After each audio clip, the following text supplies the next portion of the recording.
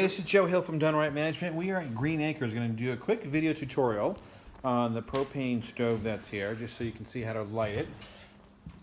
So on the back, it's in the off position right now. We're going to set it to the pilot mode. We're going to push that and depress it and hold that and use the igniter. Now on the inside, in the back corner,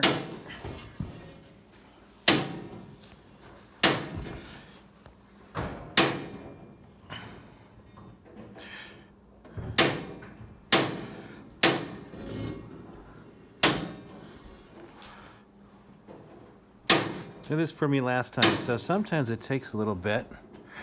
You got to push it down again and hit the igniter.